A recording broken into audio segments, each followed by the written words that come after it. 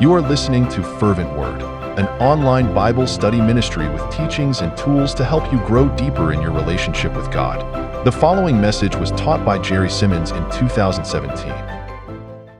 1 Samuel chapter 25, we're going to be continuing our journey through Samuel, looking at David in this encounter with a man named Nabal and his wife Abigail, as we continue to look at David as a man after God's own heart and learn ourselves how to pursue God's heart from his example. We're going to look at 1 Samuel chapter 25 in its entirety this evening, but let's begin by reading verses 1 through 12, and then we'll jump into the message that God has for us. 1 Samuel chapter 25, verse 1 says, "Then Samuel died, and the Israelites gathered together and lamented for him, and buried him at his home in Ramah. And David arose and went down to the wilderness of Paran. Now there was a man in Maon whose business was in Carmel, and the man was very rich. He had 3,000 sheep and 1,000 goats, and he was shearing his sheep in Carmel. The name of the man was Nabal, and the name of his wife Abigail. And she was a woman of good understanding and beautiful appearance. But the man was harsh and evil in his doings. He was of the house of Caleb. When David heard in the wilderness that Nabal was shearing his sheep, David sent 10 young men, and David said to the young men, 'Go up to Carmel, go up to Nabal, and greet him in my name. And thus you shall say to him who lives in prosperity, Peace be to you, peace to your house, and peace to all that you have. Now I have heard that you have shearers. Your shepherds were with us, and we did not hurt them. Nor was there anything missing from them all the while they were in Carmel. Ask your young men, and they will tell you. Therefore, let my young men find favor in your eyes, for we come on a feast day. Please give whatever comes to your hand to your servants and to your son David." Verse 9. "So when David's young men came, they spoke to Nabal according to these words in the name of David and waited. Then Nabal answered David's servants and said, 'Who is David? And who is the son of Jesse? There are many servants nowadays who break away each one from his master. Shall I then take my bread and my water and my meat that I have killed for my shearers and give it to men when I do not know where they are from?' So David's young men turned on their heels and went back, and they came and told him all these words." Here in 1 Samuel chapter 25, we are continuing to walk with David through the wilderness. Last week in chapter 24, we saw the encounter where Saul had gone into a cave where David happened to be hiding, and David there had the opportunity to take Saul out. But he had an appreciation and a respect for the role and the position that God had given to Saul. Even though Saul had done so much against David, David would not take matters into his own hands and put Saul to death. And it was a great example for us. Now as we move on into chapter 25, we're still with David in the wilderness. He's still on the run. And yet as he has this encounter with this man named Nabal, it's going to be a different experience than we saw last week, and that is actually David's weakness is going to be revealed here. And as we look at this chapter, I've titled the message, "You Still Have Weaknesses While You Pursue God's Heart." Here in chapter 25, we have a really important reminder, and it's probably a reminder that we know, it's something that we know, but it's also something that we need to be reminded of, but it's also something that we may not feel that we need to be reminded of, but it is something that we need to be reminded of, that we have weaknesses. And even though we are pursuing God's heart, and even if you are, as I gave the exhortation earlier about spending time with God and His Word daily, even if you do that, you're still going to have weaknesses. There's still going to be situations where you don't respond well to the things that take place, where you find yourself like David. In just a few verses, we'll see him mount up, and he's going to pay Nabal back for the insult that he was given in those verses. And we're going to see David try to take matters into his own hands, even though He didn't in the previous chapter. And the positioning of this chapter is very interesting because in chapter 24, David has the opportunity to take Saul's life, and you see his strength as he refrains, and he restrains himself and his men from taking Saul's life. In chapter 26, we're going to see a very similar situation where David has an opportunity to kill Saul, and he restrains himself, and he honors the position. Again, he accurately represents God's heart. But in between these two great victories and great models for us, we have chapter 25, where Nabal insults David, and David mounts up to put him to death. As you look at this passage, as we consider this chapter, I would encourage you to consider the emotions that David is experiencing. And it's really his emotions that trigger this response that we're about to be meditating on and considering. And that's important to recognize because we all have triggers. And we all have situations in our lives where we can be victorious and show great strength. And yet at the same time, we also have those areas of our lives that it doesn't take much. It's just a little insult. It's just a little thing. It's a little this or a little that. And it brings us to a place where we're no longer reflecting the heart of God, pursuing the heart of God. Instead, we are taking things into our own hands and seeking to accomplish what we want. I love what Alan Redpath, that great commentator, shares about this. He says, this story tells me that however long I may have been on the Christian path, however often I may have overcome one temptation or another, however many times I have defeated sin in one area, it can strike in another and crush me in a moment. And we need to be reminded that we still have weaknesses. We still have areas that are in need of God's work and God's strength, and for God to intervene in our lives. And we must keep ourselves in a constant reliance upon God, even if maybe it sounds a little bit strange, while we are pursuing God's heart, that we can't take for granted that our weaknesses are not there or that they're covered or that they're taken care of, but that we would need to recognize that we have those weaknesses. We have those things that can trigger us and those issues that can spring up. And so we need to be on the alert and in reliance upon God for those areas of our lives. And so there's 4 things I'd like to highlight about our weaknesses as we work our way through 1 Samuel chapter 25. The first one is found in verses 1 through 12. It's the verses we just read. Point number 1 is, your efforts are not always appreciated. Now, this chapter 25, does have quite a few verses, and so we're not going to be spending a lot of time on each individual verse, but kind of getting an overview of this chapter and looking at these concepts that kind of pop out as we read through the passage.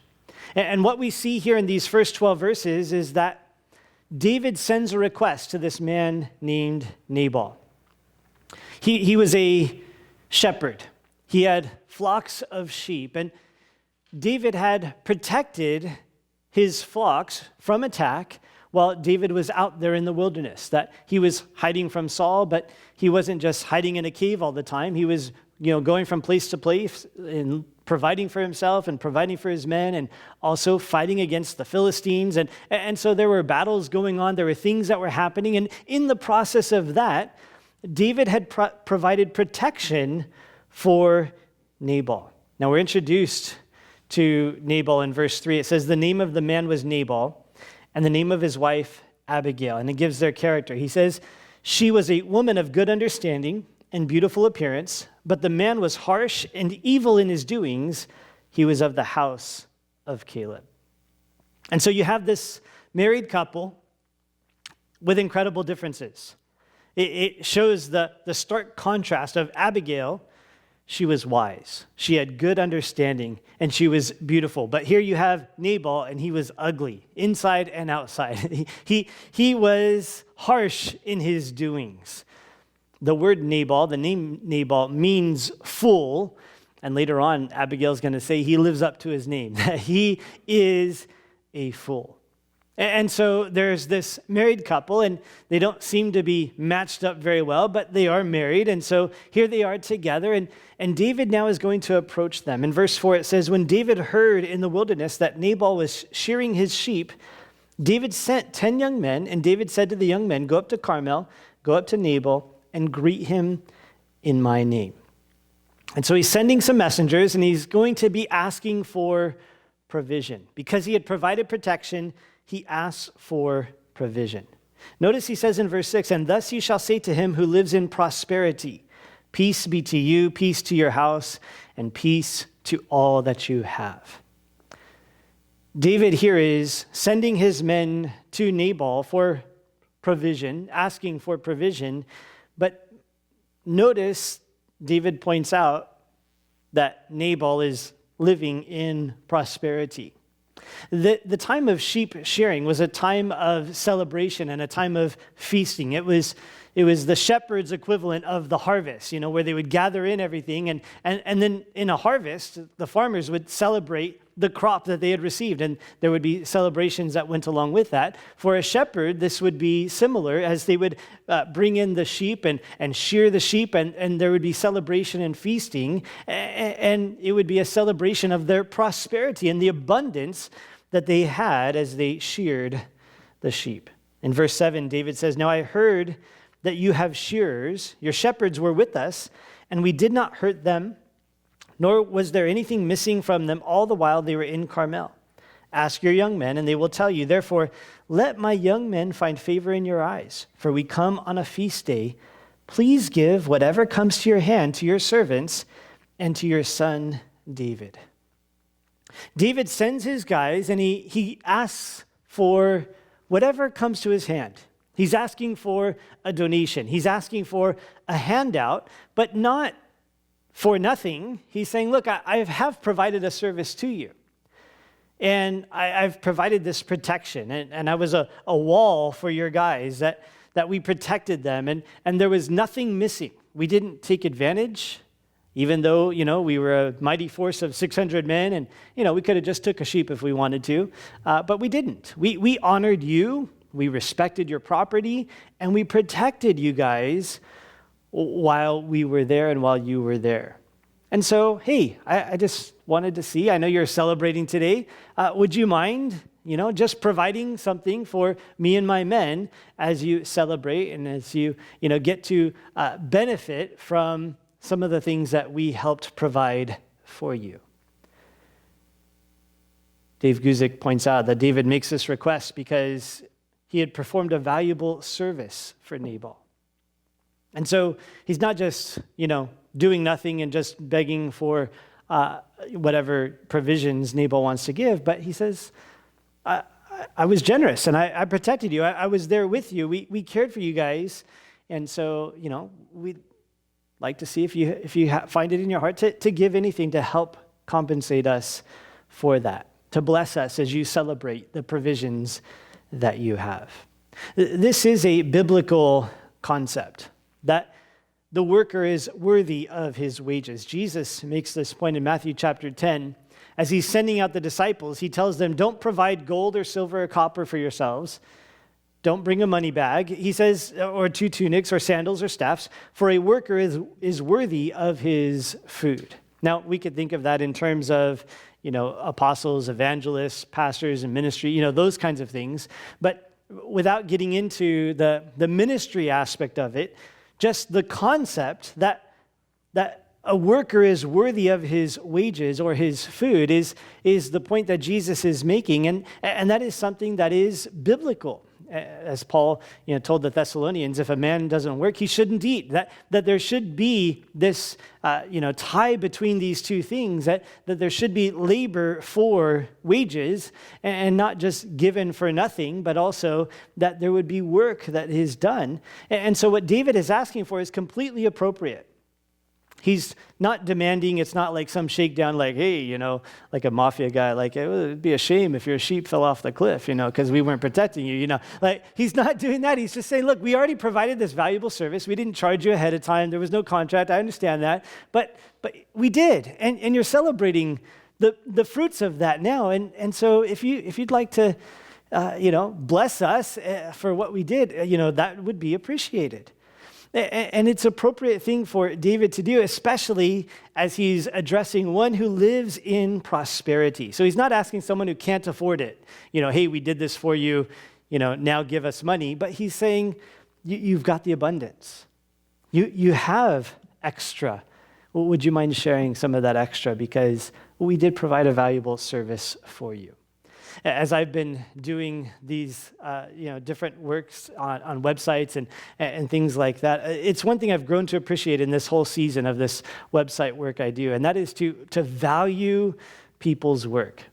Just to really value people's work. It is amazing how often we are expected or asked or even demanded to work for free. That, I don't want to give you anything, but I want you to do all of these things for me. And there's some negotiating tactics that are a part of that. But there is oftentimes this expectation that, you should just give me your time and do what I want for free without any return. And having that presented regularly gives me a very good appreciation for, when people do work for you, when people do things that you benefit from, that you're blessed by, it is really appropriate and important that you value what they do and how they contribute to what's going on in your life. Well, verse 9, it says, "So when David's men came, they spoke to Nabal according to all these words in the name of David and waited." So they brought the message. All right, Nabal, anything you want to give to us, we'd just love to receive it. We're definitely in need of it. Now Nabal answers in verse 10 and says, "Who is David? And who is the son of Jesse? There are many servants nowadays who break away, each one from his master." Nabal here responds with insult. Instead of saying, "Hey guys, I really appreciate what you did. Unfortunately, I really am not able to give," or I really don't want to give. He doesn't just decline and say, "No, thank you." He instead insults David. I said, "Who's David, the son of Jesse? Who's that guy? Who does he think he is?" There's a lot of servants who rebel against their masters. And so basically he just says David is a rebel who's, rebelled against Saul. And now, he's treating him with scorn and disrespect. He says, "Shall I take my bread and my water and my meat that I've killed for my shears and give it to men who I don't know where they're from? I don't know what you guys are about. I don't want to have anything to do with you." And the servants of David felt this insult. And you can see that in verse 12. It says they turned on their heels and went back and came and told David all these words. They turned on they were just real quick, they were out of there because it was whoa, this is not going well. This is not good. This is not a favorable response. They were insulted. And so they got out of there quick. Their efforts, they had protected, they had preserved, they had cared for, they had honored and respected Nabal and his shepherds and his sheep, but they were not appreciated. This is something important for us to be reminded of. Again, things that we know, and maybe even things that we don't think that we need to be reminded of, and yet we need to be reminded that as you pursue the heart of God, there's sacrifice, and there's going to be great effort expended by you, great energy expended by you, and you need to know right off the bat that that's not always going to be appreciated. And you're going to serve. In reflecting the heart of God towards the people around you, you're going to serve them and get nothing for it except for insults sometimes. That is the way that it works as we look to seek after the Lord and pursue his heart. All you got to do is look at Jesus for the example of this. His efforts are not always appreciated. What Jesus did for us, people don't always accept that and believe that and appreciate that and celebrate that. In fact, what Jesus experienced many times was scorn and disrespect, just like David did here. And in a similar way, we need to understand that as you seek to pursue the heart of God, there's going to always be those occasions where it's not received, but you still do it. It's not accepted, it's not appreciated, but you still do it because your objective is to reflect the heart of God, not to receive the appreciation and approval from man.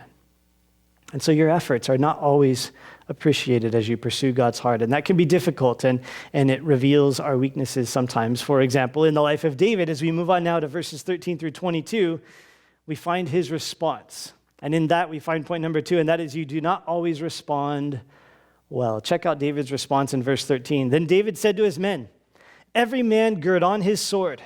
So every man girded on his sword, and David also girded on his sword, and about 400 men went with David, and 200 stayed with the supplies.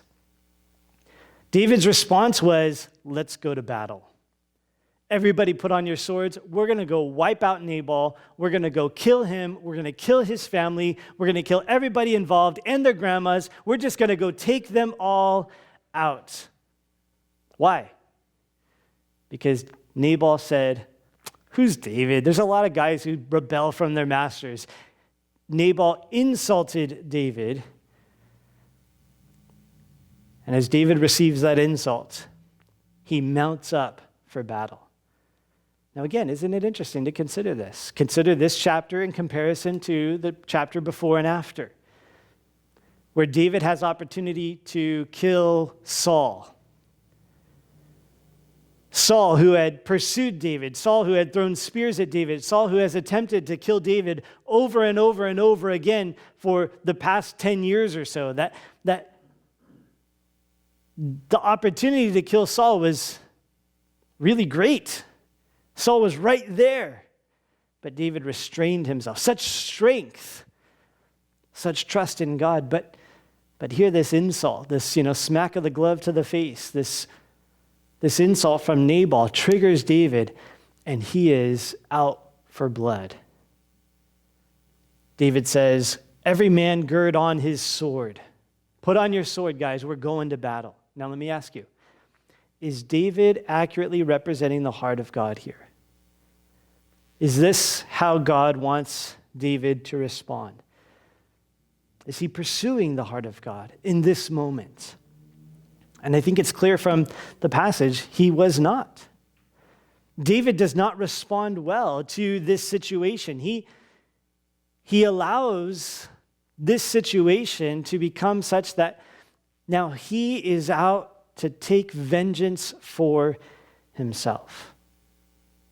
He's not responding well.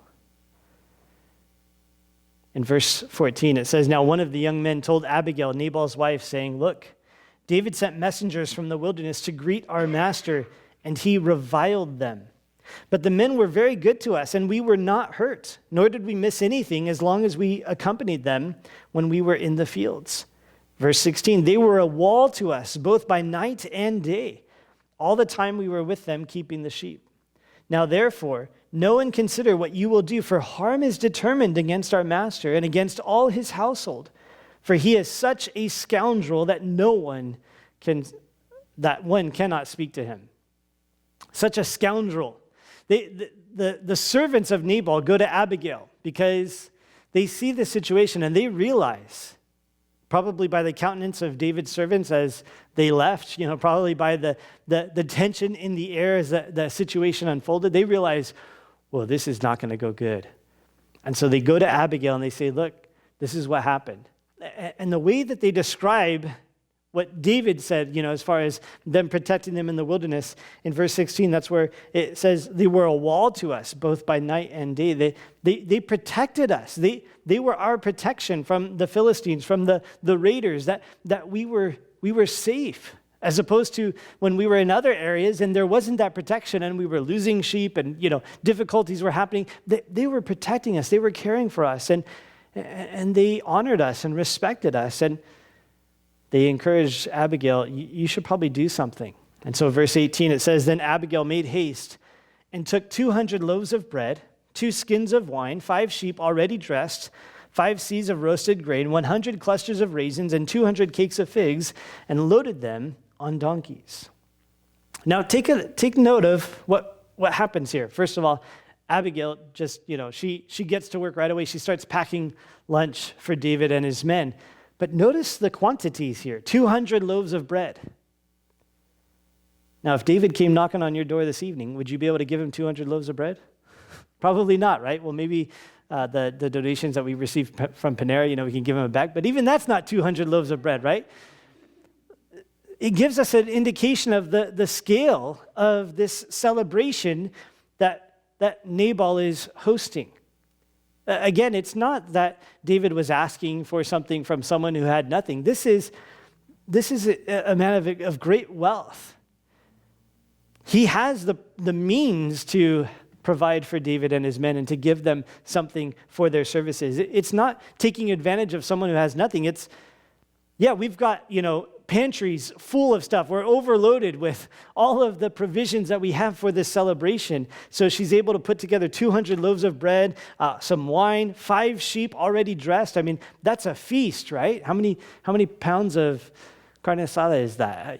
5 sheep already dressed. I don't know, but you understand, this is a huge amount of food that she's able to just throw together in a hurry to take to David because she doesn't want anything bad to go down. Verse 19, she said to her servants, "Go on before me. See, I'm coming after you." But she did not tell her husband Nabal. So it was as she rode on the donkey that she went down under cover of the hill. And there were David and his men coming down toward her, and she met them.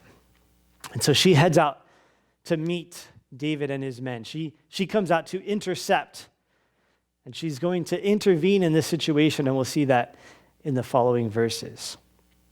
But verse 21 and 22 give us the heart of David in this situation. Verse 21, now David had said, "Surely in vain I have protected all that this fellow has in the wilderness, so that nothing was missed of all that belongs to him, and he has repaid me evil for good. May God do so, and more also, to the enemies of David, if I leave one male of all who belong to him by morning light." Where's David's heart at? Where's David's mind at? This guy has repaid me evil for good. I'm going to kill him, and I'm going to kill all the men of his family, all the men of his shepherds, all the men involved. I'm going to just take them all out because he has offended me greatly. And again, is David accurately representing the heart of God here? No, he's not. Why not? He is the man who pursues God's heart. He is the man after God's own heart, but he has weaknesses, just like we all do. And sometimes, even though we can be really strong just a chapter earlier and a chapter later, there are these moments in between where there's this emotional thing that happens. And for David, he was insulted, and maybe that is a trigger for you, but there are other triggers. There's other ways that maybe in grief, maybe in anger, maybe there's other things that cause you to go down this path of, even though you've had victory in other ways, I got to do this my way. I'm going to do this, what I want. I'm going to take care of it. And it's a response that is not representing the heart of God. Listen, you need to remember that you do not always respond well. Even if you're spending time with God every day in His Word. Even if you come here and you're faithful to show up to service and you worship and you listen to the message and you take lots of notes, and even if you had an awesome time with God today and He spoke to you some great things, that does not mean that everything that happens after that is exactly what is supposed to happen as far as God is concerned. No, there are occasions. Maybe occasions gives the idea of infrequent, but there are regular, consistent occasions where we do not respond. We allow the moment and the emotions and the things that happen to trigger us to go down this path that is not in pursuit of God's heart. And of course, we don't always recognize it right away. It's a reaction that's happening. David here is reacting, and he's overreacting. He will come to his senses, but it's only because of Abigail's intervention, and we'll see that in just a moment. But without that, he would have carried out this plan. He was, involved in this. He was all out in this mission, which was not at all what God desired. Pastor Dave Guzik points out that David's anger was justified, and his rights were violated, but David responded wrongly because vengeance and retribution belong only to God. He has the facts straight, but not his heart. And this is one of those areas where it can be so difficult, because David's right in his understanding of the situation, and he's even right in his rights that, hey, Jesus says, a worker is worthy of his food, and so I have rights. But that doesn't give him the right to make it happen on his own or to pay Nabal back for failing to bless and to give David anything in that situation. David does not respond well. Not always. Sometimes he does. In the next chapter, we'll see that he does. But in this chapter, he doesn't. And we need to remember that. We need to be reminded that we have these areas of weaknesses as well, and these things that can be triggered within us that cause us. And the purpose of being reminded of these things is so that we can look to God and ask God for help in those areas of weakness, because, well, we don't want to be caught up in a situation like this where we mount up for arms and we go off the handle and we do what we want, or whether it's an anger situation or a lust situation or a grieving situation or a pursuit of money situation or whatever it might be, that we respond in pursuit of God's heart instead of carrying out the desires of our heart. I think there's another factor to consider in all of this as well, and that goes back to verse 1. It tells us, "Then Samuel died, and the Israelites gathered together and lamented for him and buried him at his home in Ramah, and David arose and went down to the wilderness of Paran." What started this whole situation was the death of Samuel. Samuel has died. All of Israel mourns for him. And David goes now to this wilderness area where he is having this encounter with Nabal. I would say this is a factor to consider. This is a factor to understand and to meditate on. And that is that David here has lost a good friend. Samuel, who has anointed him king. Samuel, who has brought him counsel and who has helped him when Saul began to bring this persecution against David. Samuel, his friend, has died. David could be triggered probably without the death of Samuel. But the death of Samuel affects him and makes him a little bit more susceptible, I would suggest, to this response where he, in his grieving, in his lamenting, as it says, the Israelites gathered together and lamented for him, as he has lost Samuel, it puts him in a place where he's a little bit more vulnerable to be reacting in ways that are not honoring to the Lord and not in pursuit of God's heart. And again, these are things that we know, but I would say we are worth reminding ourselves about, that emotions really do affect you. And sometimes we forget that. Sometimes we forget that, when you're having issues with your spouse, it doesn't just affect you in your marriage relationship, but it affects you in your pursuit of God. It affects you everywhere. And how you respond to things, it affects you.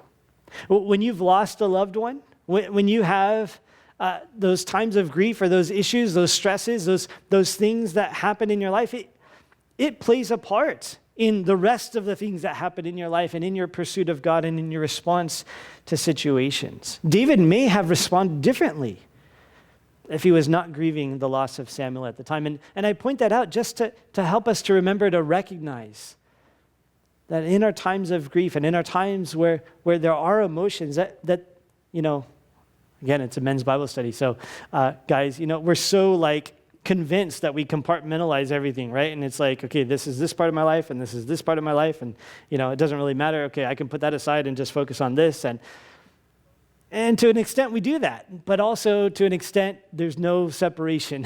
And we can't do that. It does affect us when we're grieving, when we're experiencing those emotions and those stresses. And we need to be aware of that so that we don't ignore those things and pretend like that's not affecting us, but that we call out to God and that we allow God to meet our needs in the midst of that loss, in the midst of that grief, or whatever emotion we happen to be experiencing at that time.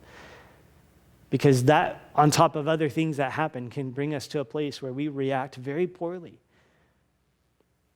We begin to put ourselves in a situation where we are going to bring great destruction to ourselves and to the work that God wants to do. Well, moving on to point number 3, here we have Abigail's intervention. And point number 3 is that sometimes you need intervention. Sometimes you need someone else from the outside to step in and say, wake up. You need to pay attention to what's going on because you're not recognizing what's really happening in this situation. In verse 23, it says, now when Abigail saw David, she dismounted quickly from the donkey, fell on her face before David, and bowed down to the ground. So she fell at his feet and said, on me, my Lord, on me let this iniquity be. And please let your maidservant speak in your ears and hear the words of your maidservant.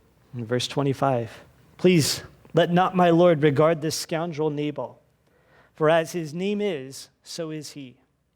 Nabal is his name, and folly is with him.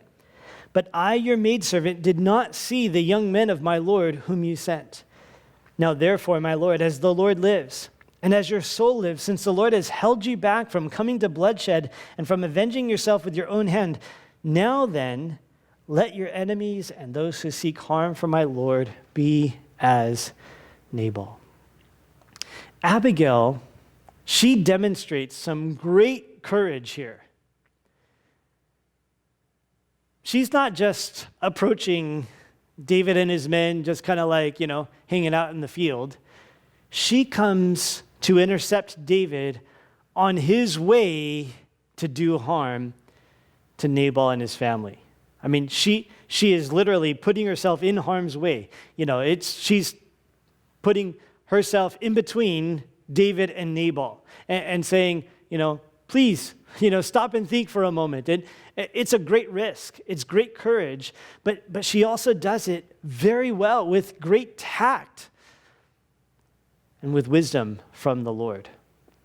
And David will say in just a few moments that she's speaking on behalf of God, that she is representing God in this situation, and she does that well.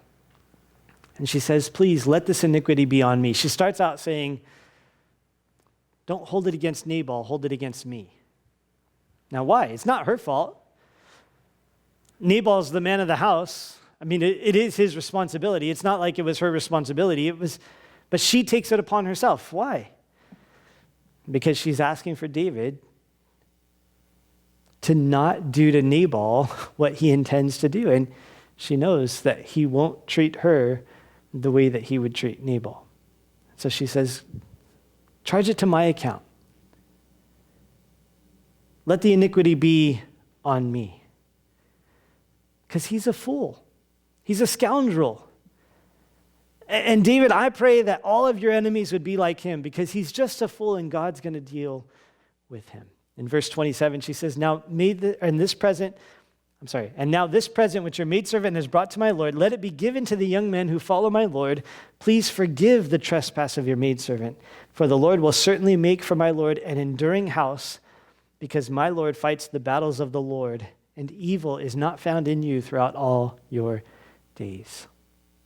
She continues to talk to David. She says, look, here's a present for you. I thank you for your services and what you provided. We just want to give it to you. Let your men enjoy this, and please forgive the trespass of your maidservant. Please forgive us for not respecting you and providing for you. But then she also looks to the future, and she says, look, God is going to provide for you an enduring house, because you fight his battles, and evil is not found with you. In verse 29, she goes on to say, yet a man has risen to pursue you and seek your life, talking about Saul, but the life of my Lord shall be bound in the bundle of the living with the Lord your God, and the lives of your enemies he shall sling out as from the pocket of a sling. He's gonna wipe out your enemies. Even though Saul seeks your life, you're gonna be bundled with the living. You're gonna continue to live. You're not gonna be taken by Saul or by your enemies. In verse 30, and it shall come to pass when the Lord has done for my Lord according to all the good that he has spoken concerning you and has appointed you ruler over Israel, that this will be no grief to you. nor offense of heart to my Lord, either that you have shed blood without cause, or that my Lord has avenged himself.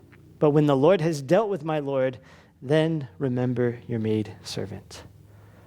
And so Abigail takes David and she says, "Look, David, into what God has promised in your future.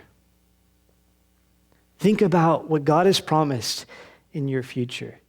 And will you regret what you're about to do? When you're king, and you can look back and realize, wow, yes, I didn't take innocent blood. I didn't take matters into my own hands. I didn't avenge myself and wipe out Nabal and his whole family like I wanted to. I didn't do that. Oh, I'm so thankful that I didn't do that. That the fulfillment of God's promises in my life isn't marred by my fleshly desires and my taking matters into my own hands." She tells David, think about the long-term effects of this and the big picture of all that God has promised to you. And then she says, and when God does all of that, because surely God will do all of that, then remember your maidservant. Please remember me. Show me kindness when God blesses you with all the things that he's promised to you. If you ever have to do this kind of intervention, Abigail has some really good pointers for you. There's a lot that we can learn from her. As very gently, she guides David to turn around and look, not at the insult, but to look at what God has promised. She guides him, she helps him come to the understanding and the conclusion that this is not what's best. It's not in line with the character and nature of God or the character and nature that God has called David to have and the promises that God has given to him. Pastor David Guzik says, Abigail's appeal to David was so glorious because it lifted him up instead of beating him down. Again, some good pointers here for when you have to have this kind of confrontation and this kind of intervention, that it is easy to criticize and to beat down and say, David, you're stupid. What do you think you're doing? Now, there are some relationships that we have with one another where we have built the relationship so that we can communicate in different ways and on different levels. And sometimes there is that need for that strong and stern rebuke. And yet at the same time, it's not necessary in every occasion. And sometimes the best route is a more gentle approach, more tactful approach. David, you're a great man of God. Does your actions that you're about to carry out, does that fit in with who you want to be and who God has called you to be and what God has promised to you? David Guzik goes on to say, Abigail emphasized David's glorious calling and destiny and the general integrity of his life and simply asked him to consider if what his present course of action was consistent with that destiny and integrity. She helps David think about the big picture. Does this fit in with that? Are you going to have regrets later on when God fulfills his promises and you look back and go, oh man, I shouldn't have done this that way. I shouldn't have taken innocent blood. I shouldn't have taken vengeance on my own and taken matters into my own hand. It's a very gentle but strong correction for David. In verse 32, David says to Abigail, blessed is the Lord God of Israel who sent you this day to meet me. And blessed is your advice, and blessed are you, because you have kept me this day from coming to bloodshed and from avenging myself with my own hand. David responds with, blessed, blessed, blessed. Blessed be the Lord God, he says. God sent you to meet me. Abigail, I recognize right now, God sent you to meet me. God has intervened. God has called you and given you the words, and he's sent you with this message so that I would not carry this out. And blessed is your advice. This is words from God. This is a message from the Lord, and blessed are you. David's blessed. He hears the Lord's voice. He hears what God is saying through her, and he receives it. Verse 34, "For indeed as the Lord God of Israel lives, who has kept me back from hurting you, unless you had hurried and come to meet me, surely by morning light no males would have been left to Nabal." So David received from her hand what she had brought him and said to her, "Go up in peace to your house.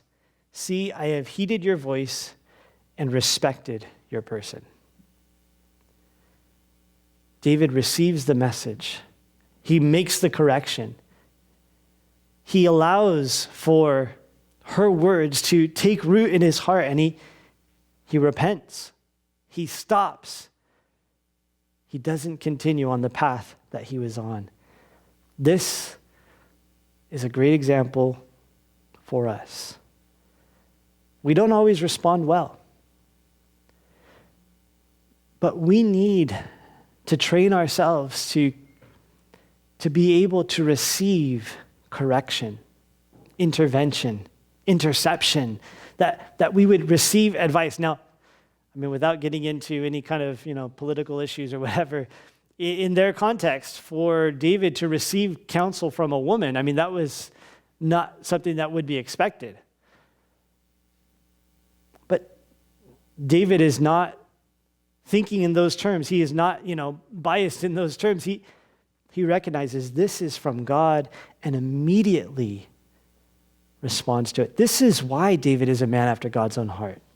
Not because he was always perfect and that his first reaction, his initial response was always right and was always reflective of God's heart, but because when he recognized and realized that God was speaking to him, he would respond quickly. This is where we need to be, and this is what we need to ask God to do in our hearts, that we would respond quickly when God speaks, wherever that source is from, whether it's from someone that we want to hear from or someone that we are not particularly fond of, but that we would allow people to intervene, that we would allow people to speak into our lives and to bring forth a message from the Lord and cause us to think. And again, it's something that we need to be reminded of, because we have to prepare ourselves to receive these words. To remind ourselves the importance of and the need for correction. Listen, none of us like to be corrected. We don't look forward to that. We don't want to be rebuked or told how we're wrong or told that we didn't do that quite well. Or, none of us want that. But teachability is so necessary for us. We need to be teachable. We need to allow for people to speak on behalf of God into our lives, that we would respond, that we, even when we've gone in the wrong direction, would allow ourselves to be corrected by the Lord and by those that he sends to us. And that thought continues into the final point in verse 36 through 44. We have point number 4, and that is, stay close to wise people who love you. Verse 36, "Now Abigail went to Nabal, and there he was holding a feast in his house, like the feast of a king. And Nabal's heart was merry within him, for he was very drunk. Therefore she told him nothing, little or much, until morning light. So it was in the morning, when the wine had gone from Nabal, and his wife had told him these things, that his heart died within him, and he became like a stone. Then it happened after about 10 days that the Lord struck Nabal, and he died." Abigail continues to show her wisdom. As she goes home, Nabal's drunk. That's not the time to share with him what has happened. She needs to. It is right and appropriate for her to share with her husband what she has done on his behalf. It is important that she do that, but now's not the time. He's drunk. This is not the opportunity, to try to share these sensitive things with him. So she waits till the morning. And then she shares with him, this is what happened. This is what I did. This is how I protected you from David and what was about to happen. And the Lord dealt with Nabal right there. His heart died within him, and he became like a stone. 10 days later, he dies from What exactly, we don't know, except for it says the Lord struck Nabal and he died. God will deal with injustice and unfairness and all of those insults and all of those things. With Nabal, with Saul, God is going to deal with those who come against David in this way. God will deal with those who come against you in that way or whatever way they come against you. God will deal with them. You don't have to take things into your own hands. You don't have to take and fix those things on your own. If God tells you to do something, then do something. But without that, it's something you need to leave in the hands of God. And God strikes Nabal, and he takes care of him for his foolishness and his disrespect of David and what he had done for him. In verse 39, so when David heard that Nabal was dead, he said, "Blessed be the Lord who has pleaded the cause of my reproach from the hand of Nabal and has kept his servant from evil. For the Lord has returned the wickedness of Nabal on his own head." And David sent and proposed to Abigail and to take her as wife. So David recognizes God did this work. And look, God protected me from taking matters into my own hands, from doing this. God repaid him. And God has the right to do that. And God is right and just. And he is able to take care of those things. And it's his place to do so. He says, "Vengeance is mine, saith the Lord." It's his right. It's his role. And we only have that opportunity if God specifically directs us to do something about that. And so he recognizes God has preserved me. Now, what he does now is he proposes to Abigail. In verse 40, when the servants of David had come to Abigail at Carmel, they spoke to her saying, "David sent us to you to ask you to become his wife." Then she arose, bowed her face to the earth, and said, "Here is your maidservant, a servant to wash the feet of the servants of my Lord." So Abigail rose in haste and rode on a donkey and attended by 5 of her maidens, and she followed the messengers of David and became his wife. David also took Ahinoam of Jezreel, and so both of them were his wives. But Saul had given Michal, his daughter, David's wife, to Palti, the son of Laish, who was from Galim. And those last couple verses just give us a quick update on the development of David's family. But I see this as important. Again, point number 4 is stay close to wise people who love you. Abigail was a wise woman. And David, seeing that and appreciating her wisdom and her looking out for him, remember, love is doing what is best for people. That's what Abigail did. She intervened to do what is best for David. And so he says, that's a woman I want to be near me. That's someone I want to be next to me. And he proposes to her. He invites her to be close so that later on, when he gets stupid again, she could intervene and she could speak wisdom and speak from the Lord and be, continuing to contribute to his pursuit of God's heart. And again, things we know, but we also need a reminder of, we all need to bring wise people into our lives. It's a proactive thing. David sends for her and brings her and says, "Hey, stay in my life. Let's stay together." And inviting people in to stay close, to help give wisdom in the situations that you're going to face. This is something that we all need. Again, I know we lost the slides, but the message tonight is that you still have weaknesses while you pursue God's heart. We need to remember this evening that we're still going to have issues. We're still going to have things that we respond to, even when we're pursuing God's heart, even when, generally speaking, we're experiencing victories and God is speaking and God is working and God is leading. There's still going to be those occasions and those moments and those days where we just don't respond well. Whether it's because of some emotional trigger, some thing that we're experiencing combined with a couple other things that happen in our life, and we're just in not a good place, and so something happens, and now, boom, we start to act and behave in a way that is not appropriate for who God has called us to be and what God has called us to and what God has promised for us. We don't always respond well, and so we need to be seeking the Lord for those areas of weakness in our lives, but also remembering the importance of others that God has placed around us, that we would receive from them the words of the Lord, that we would bring them close and not keep them at bay, but that we would bring them close to receive the intervention, the correction, and what we need to get back on track. And again, this is what made David a man after God's own heart. Not that he always responded immediately in the exact right thing, but that when God spoke, he amended his ways. He turned around. He updated, his course according to what God said. And that's what I want to encourage us in this evening. We have weaknesses. Don't think that we're invulnerable. Even when we have great victories, we still need to be seeking God and calling out to God and allowing him to speak in whatever form or fashion he chooses, whatever source, that he wants to use, but that we would allow him to intervene when we get caught up in our own minds and our own hearts and our own emotions and head out on a path that is destructive to us and to others around us because it does not accurately represent God's heart. We want to close out this evening in a time of worship. And so Kim's going to come up and get ready, and we're going to spend some time worshiping the Lord together. And as we worship the Lord, I would ask you to consider a couple things. First of all, is there a situation in your life right now that you are not responding well to? And maybe you're already caught up, you're already on the path like David was.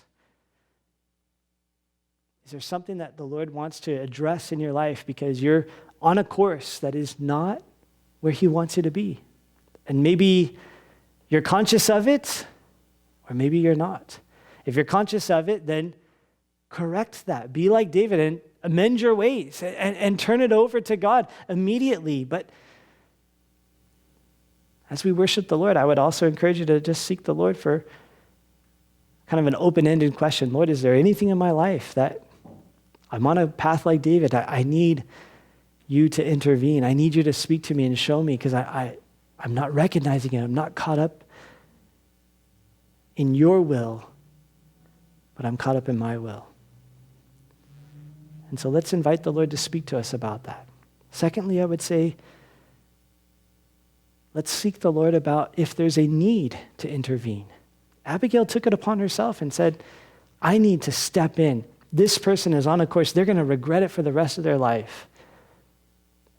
Has God called you? God called Abigail. He gave Abigail the words and sent her to intervene. Is God wanting to do that in you? Nobody really wants that role.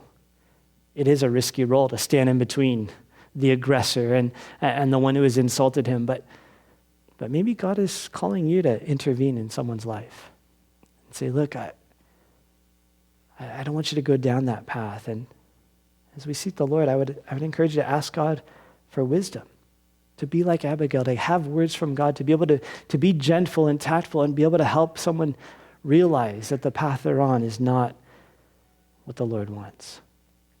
And then finally, as we worship the Lord, I would encourage you, as the Lord is ministering to you and speaking to your heart, if you need to, invite a wise person to pray for you. Just as we always do, have that freedom to minister to one another. And perhaps you find yourself not responding well to something or needing something or not sure what the Lord wants to do or whatever it might be. But it's a good opportunity as we worship the Lord to just plop yourself down next to someone and say, I need prayer. This is what I'm going through. I still have weaknesses, even though I'm pursuing God's heart. And invite each other to pray for us. And so if we're not responding well to something, if we need to intervene or we need to invite someone in, then let's do that as we worship the Lord and seek him together. We pray you have been blessed by this Bible teaching. The power of God to change a life is found in the daily reading of his word. Visit ferventword.com to find more teachings and Bible study resources.